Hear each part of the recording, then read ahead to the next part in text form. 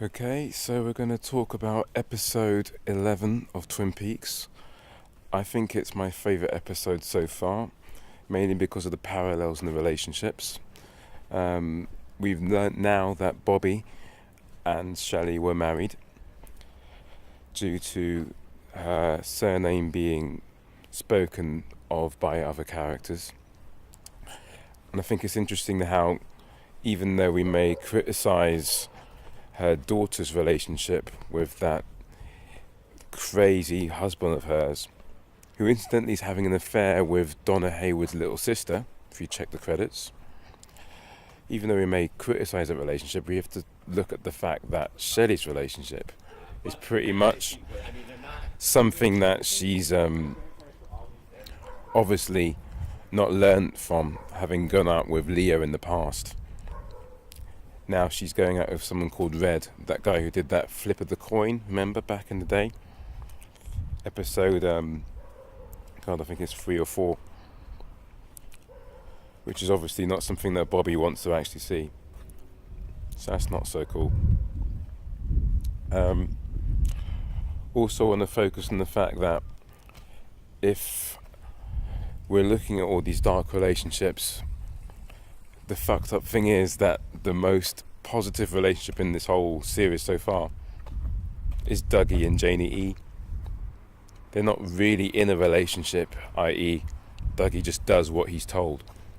What does Lynch mean by this? I don't know. Anyway, I've had a very weird day. I'm not very well. I'm sleeping in the teepee at the moment because I'm moving in between houses. But yeah, that aside, it kind of sparked off a few ideas about the show today, in that Lynch is quite good at showing how many of life's weird events don't have an order to them. They sometimes overlap. For instance, today, after sorting out domestic arrangements, banned videos, and all sorts of other domestic arrangements having to take precedence over certain things, i.e. this video could have come up a lot more quicker. It was made quite clear to me when I was watching the Twin Peaks episode today, where Bobby has a gun go off, where he hears a gun go off and it smashes through the diner. Then he goes out and realises that there's a whole domestic situation, that word again, with the kid who's basically like found the gun in the back of the car or van, and his parents are telling him off, and there's honking of the cars, and then this woman basically doesn't understand that her needs are got to come secondary to the fact that he's trying to sort this out. And then this woman reveals that her passenger, a girl, is ill, and she's starting to OD, possibly due to the drug that seems to be infiltrating Twin Peaks. All that happens all in one go. It's not just episodic in that way. It's all one big horrible mess, and Lynch knows how to put that across. What else did I have down? The strongest relationship in the show is Dougie and Janie E. I'm not sure what Lynch is trying to say, if anything at all, but I've actually come to the conclusion now that if the Cooper that we know doesn't return too soon, I'm okay with that now. There's just so many good things going on that I'm not necessarily missing Cooper in that way. I think the last thing I want to cover, because quite a few things. So obviously I'm not just relying on my channel to find out about all this. I just like to spew out a few facts and then call it a day, really.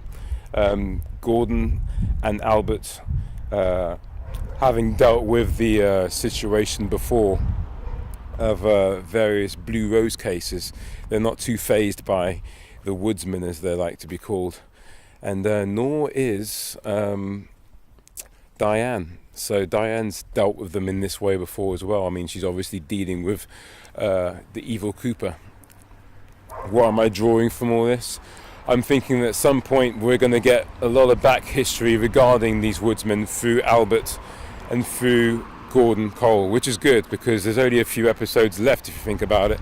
There's quite a bit to cover in terms of not just revealing what these guys are and what they want, but in hooking up this section of the cast with, well, the Sheriff Truman, Bobby and Hawk on their mission to figure out, using these coordinates, what's actually going to occur there, and if any dark deed is going to happen, how they're actually going to do something about it.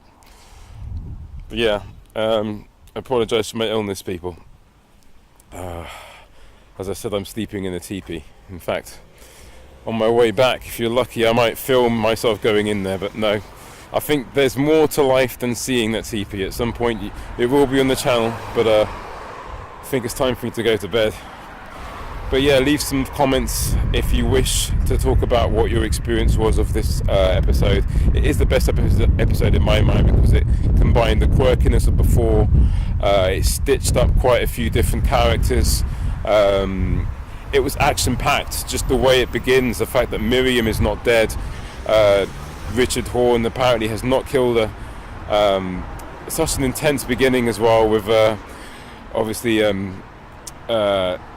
Shelly's daughter, Becky Briggs, going on her mission to basically kill her husband, who, from the credits, is actually having an affair with Donna Hayward's little sister. So yeah, check that out.